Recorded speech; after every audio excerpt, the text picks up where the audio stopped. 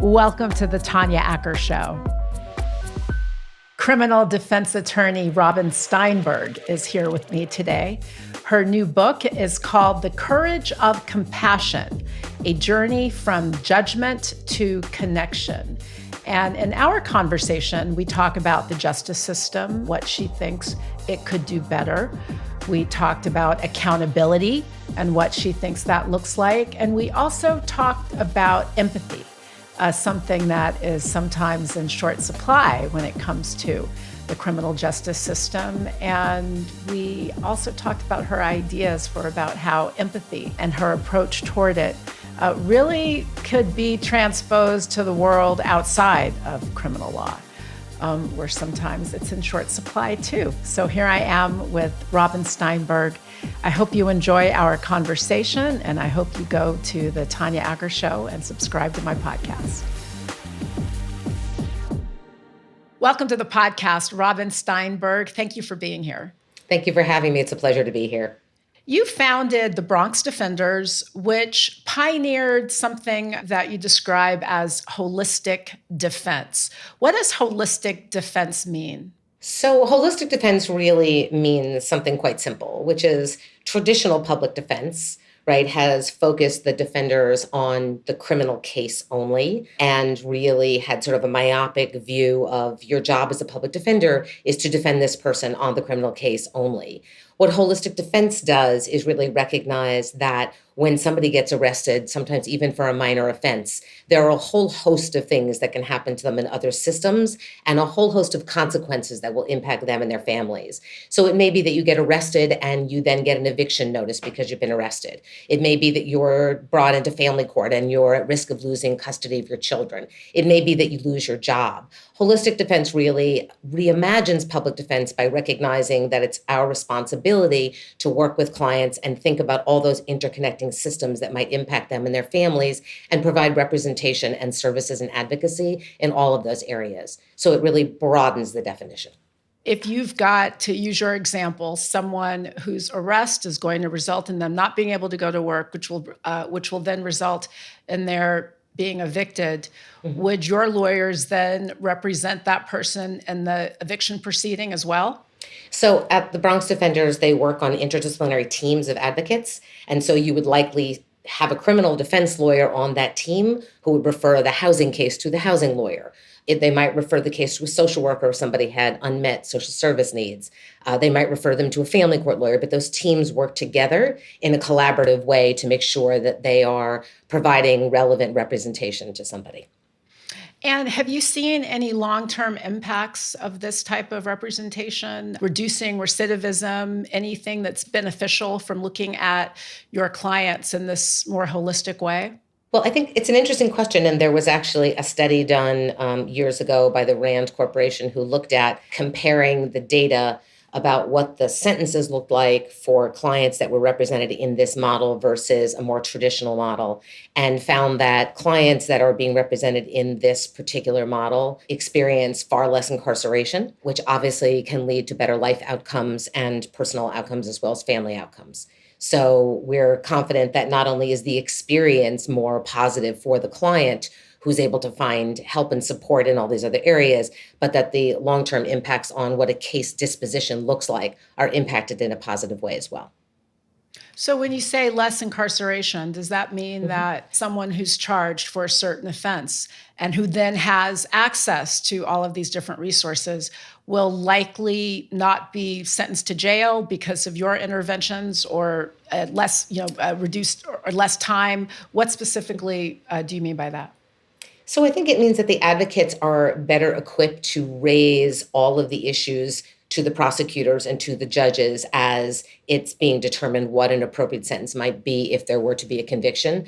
And when you actually raise all those issues, what you really do is get a fuller picture of the humanity of the person who's in the criminal justice system and the impacts that sentences might have. So judges and prosecutors, I think, are more willing to consider alternatives to incarceration and other forms of sentencing that might be more appropriate given the act and the circumstances. I think it's really interesting, Robin, because your work also has focused on a lot of the disparities in the criminal justice system, racial disparities, the fact that Black people are incarcerated at higher rates for the same offenses as other folks. I think marijuana use is a good example in some jurisdictions. You see a lot of disparities there. There's a countervailing wind, though, which is that for all of the good, and I don't want to just say I'm playing devil's advocate because I embrace some of this, for all of the necessity of recognizing that we have to remedy and be cognizant of those disparities.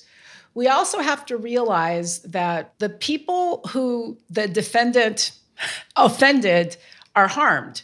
And I wonder if your work kind of takes into account the role of the victim in these cases. So if someone, I've just got a small business, someone commits a property crime, and I think that sometimes folks give short shrift to property crimes because if it's your property, it's a lot of money to fix the property. And they commit a property crime.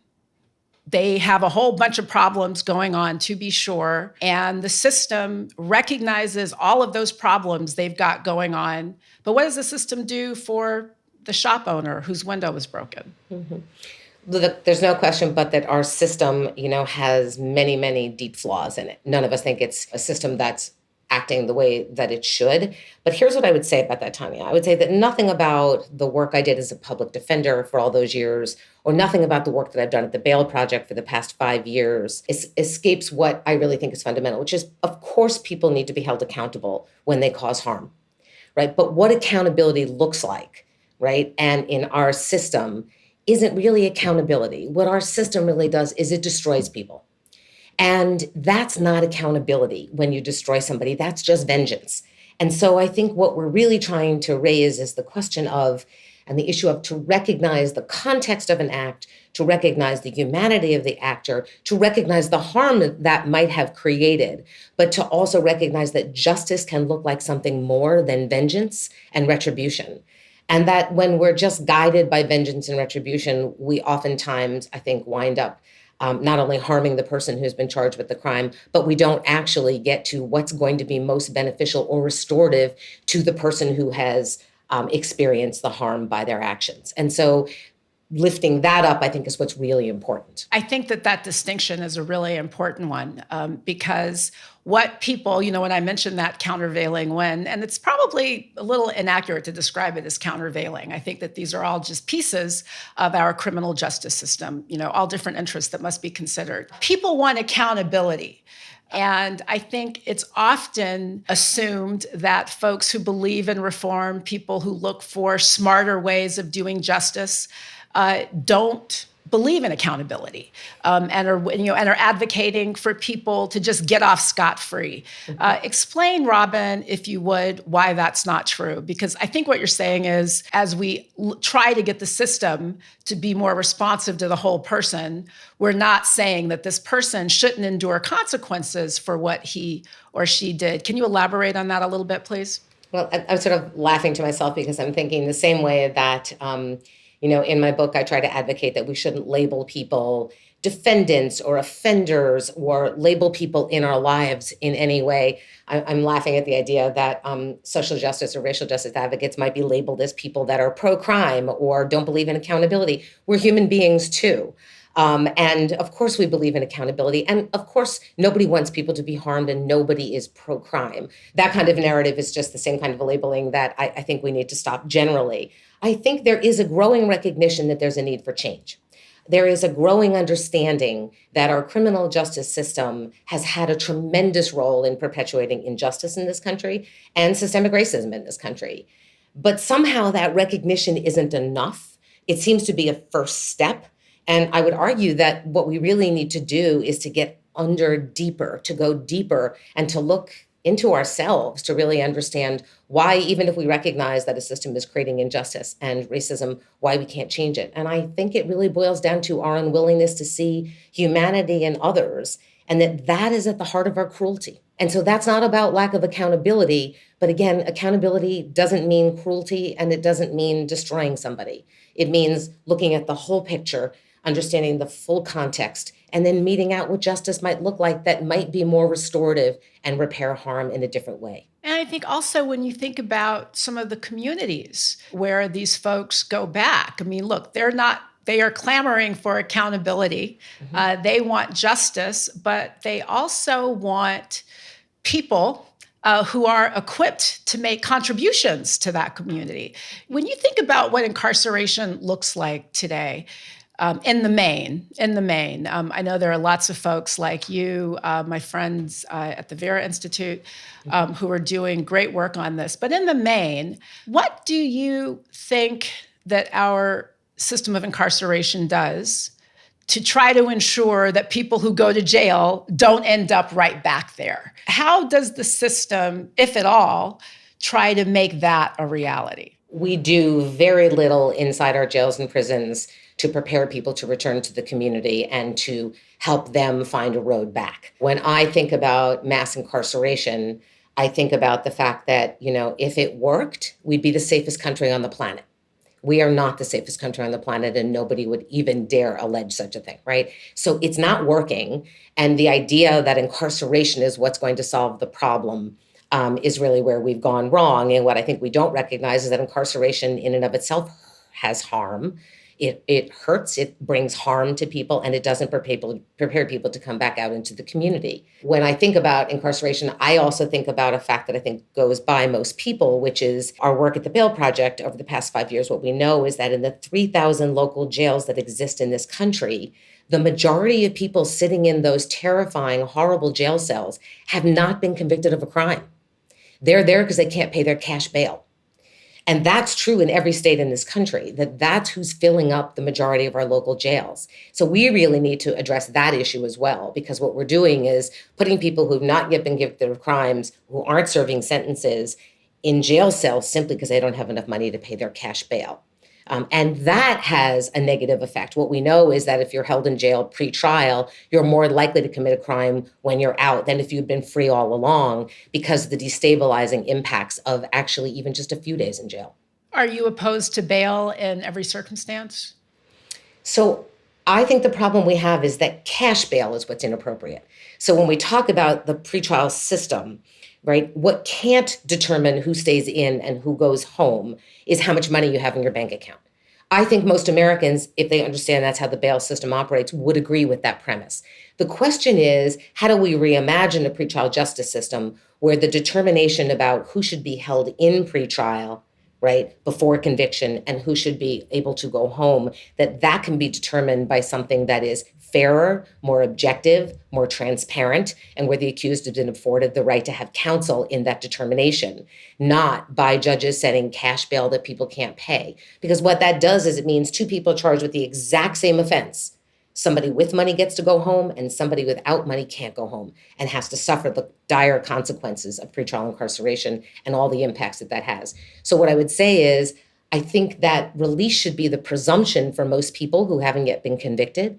But if there is a circumstance under which there is actual evidence that's brought forth in a transparent hearing in a courtroom that shows that somebody may pose a real danger to somebody in the community, that needs to be considered, and judges should have the discretion to hold that person pre-trial. I also think in the context of public safety, though, we have to remember the millions of people that come through our criminal justice system every year who are subjected to also violence and trauma by being held in jail cells. And that's part of our public safety as well. And so we need to really think about that very seriously when we're trying to mete out and reimagining a better pretrial system where cash is taken out of the picture. Money should never be what determines who's free and who's not free. And unfortunately, that's what our cash bail system does. So respond to your critics. And I don't mean you personally, but to critics of that position. Yes. It means you've made it. You've got critics. You've made it, sister. Critics of that idea. We're both in LA when cash bail was repealed here. A lot of folks pointed to an upswing in property crimes and people, the smash and grabs, because they knew they couldn't be kept. And so folks would say to that, you know what, even if you're not going to keep everybody in jail, you need to keep a few more in jail because, again, you've seen these statistics.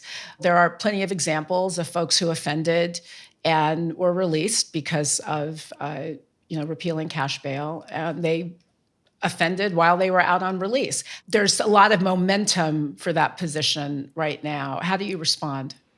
So that's actually really simple, and you're quite right. There has been a shift in the winds and people's misunderstanding of what caused some rising crime rates. What's true is, and what the data shows and the research is very clear on, is after the pandemic, for the few years following the pandemic, which I guess is still now, we saw rising crime rates everywhere in this country. And what you know from that fact is that because bail reform only happened in a few places in America, but you saw rising crime rates everywhere in America, you can't actually say that bail reform or even criminal justice reform was responsible for rising crime rates. There's no causal relationship between those two things. But what's happened is those narratives, those scary stories, those stories of people that get out and do something terrible and heartbreaking and that puts fear in all of us, those exceptional cases have been pushing the American public, and they have been guiding our policies. And that's what we really have to get a handle on, is we really have to take a look at what the research and data shows. There's no relationship between bail reform and rising crime rates. There's no relationship between criminal justice reform and rising crime rates. In fact, some research would show that when you actually don't hold as many people pretrial, you see many classes of crimes going down. So it's simply misinformation. And it's really designed, look, let's get at the heart of it, Tanya. It's really designed to scare people, right? Crime is scary. Of course it is. Of course it is. And we have a natural sort of fight or flight response to being afraid. That's natural too. And it's so powerful an emotion that it tends to overcome rationality and it tends to kill our compassion. But if we allow it to drive our policies, right, we're making a terrible mistake. And we're making a terrible mistake because there's no relationship between those two. And fear is what makes us vulnerable to misinformation. And fear is what makes us vulnerable to fear mongering. And it blinds us to what's actually happening. So we need to get more disciplined about really, when we hear those stories, really digging into the data, the research, talking to people who are experts in the field to really understand if what we're hearing is true or whether, in fact, it's just more misinformation and fear mongering. You know, if you scare us enough as human beings, we will do unthinkable things to each other. And that's what we have to put it into. That's the cycle we have to stop, each and every one of us. And so, to be clear, your point is you're not disputing that there's been an uptick in crime. You're disputing that uptick is related to rescinding cash bail systems. Yes, there has been an uptick in some crimes in some places at different times over the past few years, for sure.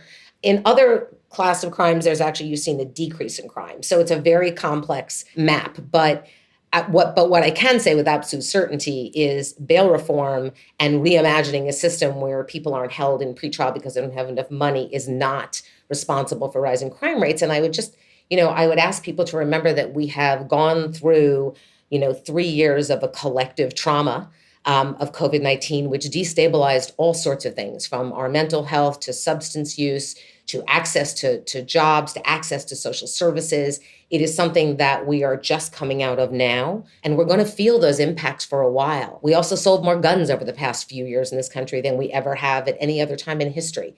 That's probably related also to what you see. So we have to look at all of it. It's a complex question, and just remember, there's not one thing to point to, but it's certainly not bail reform, and I can say that with absolute certainty. If you could change 3 things about our current system of incarcerating people, what would they be? That is a fantastic question. And I'd love about a week to think about it. All right. I'll just say, I don't want to put you on the spot because I bet you're like, I've got 31. One thing that you think that the system should do better when it's putting people in jail. Mm-hmm. So I think the system ought to be asking itself whether putting somebody in jail is the right response to something that's happened, and even if a crime was committed, and to really think in more thoughtful ways about what kind of sentences could we create that are more restorative and do more repair. But if I had to pick one thing, what I would say is that cash bail has been the driver of mass incarceration in this country for 30 years. It is responsible for almost all of jail growth across America. It perpetuates the systemic racism that we see by perpetuating racial disparities in the criminal legal system. It has disparate impacts on women. So if I was going to pick something, I would say, let's get to the front end and stop holding the majority of people in those jail cells because they don't have enough money in their bank account, and reimagine what a pretrial system should look like. But there's a lot of work to do from the very beginning of the system to the end of the system. And lots of people are doing great work in all those areas. It also seems, Robin, like there is some support from folks on all sides of the aisle, frankly, for some reforms along these lines. Less related, I think, to the cash bail question, but more to the notion of we just lock up too many people for too many things in the first place. Like we are spending a lot of taxpayer money putting people behind bars, for instance, on drug crimes, other things where people are kind of like, do I really want my tax dollars spent toward, incarcerating tens of thousands of young people for smoking marijuana? And a lot of folks don't. Are you finding that too, that it just seems like a lot of people want us, again, while wanting accountability, while wanting to make sure that there's justice for victims, I think there's also a sense that people are like, we need to rethink how much we are locking people up for certain things. Do you think I'm right about that?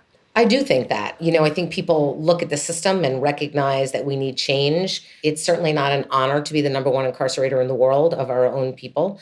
That's a terrible honor to have to carry. It's a dishonor that we carry. And so I think people are waking up to the way that our system has incarcerated people far too often, the way that we've used handcuffs and patrol cars and jail cells to solve what are fundamentally social problems, right, that really can be addressed by investing in communities that need resources, by rethinking how we respond to mental health, by rethinking how we respond to substance use.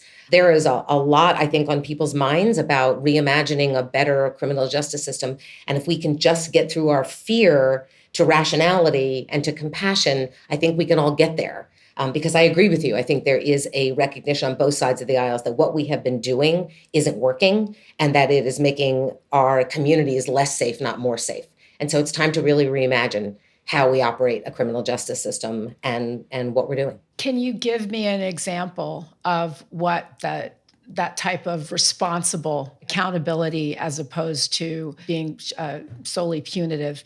What does that type of accountability look like? Or can you give me an example of it?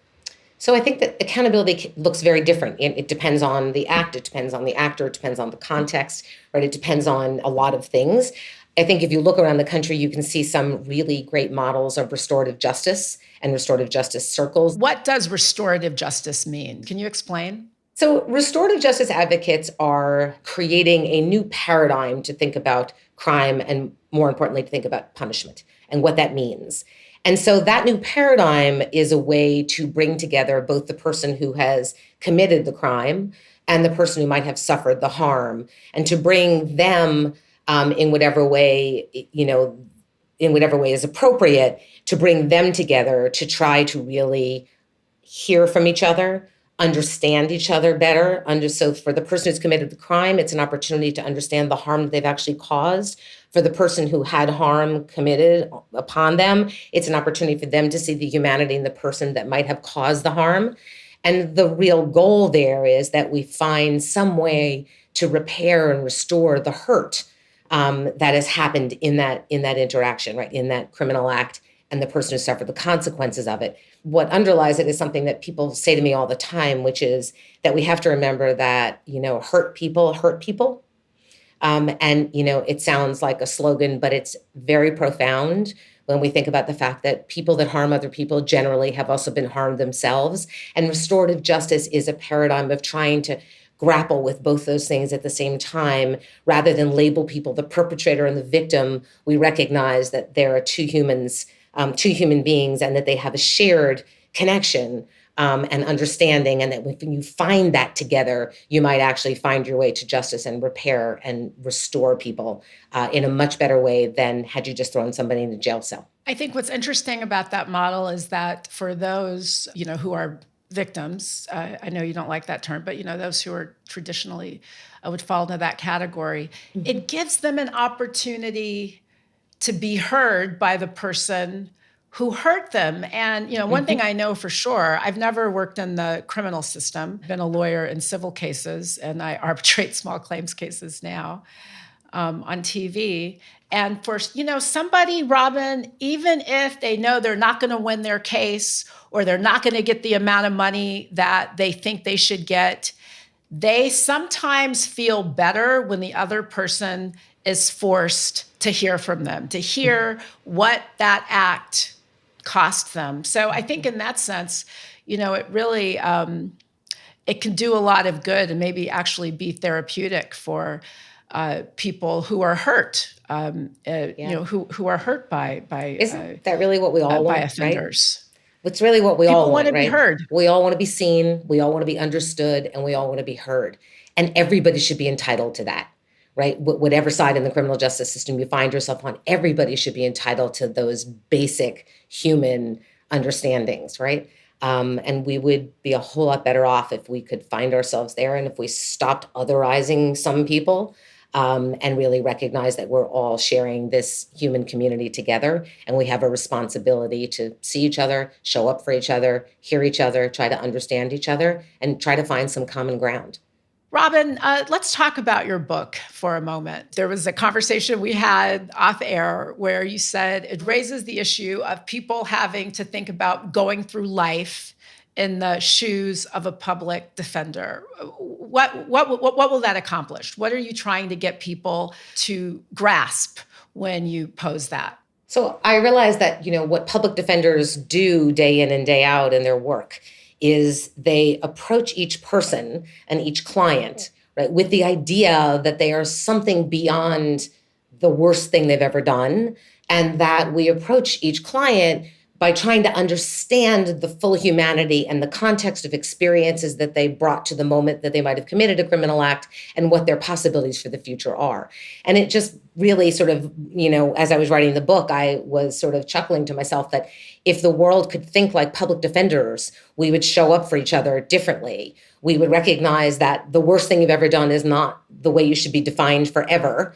It should be understood in its context and understood from your experiences, but that we would all be better off if we could withhold that judgment, try to lean in, understand a little bit more, get through our fears, and recognize that we have a human connection to this other person. And I think that's a lesson that goes far beyond the criminal justice system. I think that lesson is one, if we carried it out into the world, when you're sitting across a table with a relative who has a political position that you find abhorrent, it might be good to lean into that a little bit and to be curious and to try to understand how they got to that position and not just cancel people out of existence, but really lean forward to try to understand how that person got to think that way or how that person got to do the thing they did, even if it harmed somebody.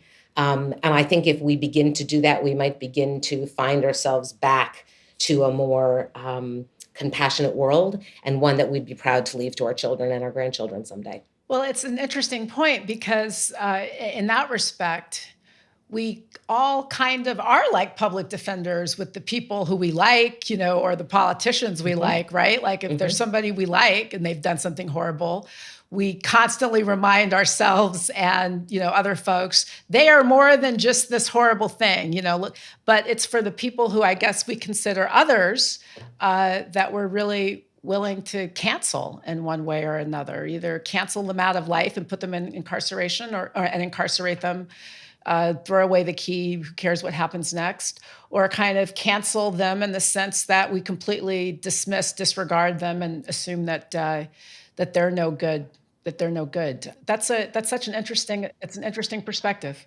It's so true. And I think the criminal justice system is the most extreme example of what we do to each other. But I agree with you that in our everyday life, we do very similar things in terms of labeling and otherizing people rather than leaning into the idea that actually they're part of our community and we have a responsibility and obligation to find some way to connect and understand. One thing that people, certainly those who are critical of criminal justice reform movements, point out is that, at the end of the day, all of these people had the power to make choices. Folks do have the ability to make choices. People make different choices. Some people make good choices. Some people make bad choices.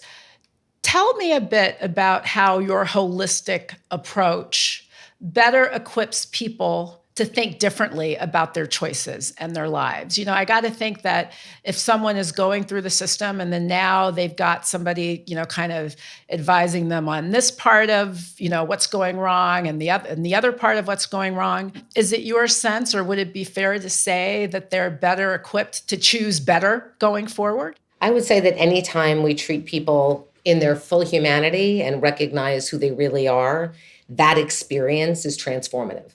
And that experience actually, I think, can lead to people feeling as if when somebody fights for them, they can see a reflection of themselves that is much more positive than the reflection that they might see once they step foot in the criminal justice system where they get labeled. And so to the extent that advocates who are defending people in the criminal justice system can hold up that mirror of full humanity and say, I see you in your full context. I see you in your full humanity. And I respect and honor that, and I will fight for that. I think that experience is transformational, not just for the person in the criminal justice system, but can be transformational for the public defender as well. Certainly it was for me throughout the course of my career. Thank you, Robin Steinberg, so much for being here. Thank you for your this really thoughtful conversation. I enjoyed it. Thank you. I did too, and I really appreciate meeting you and being on air. Thank you so much.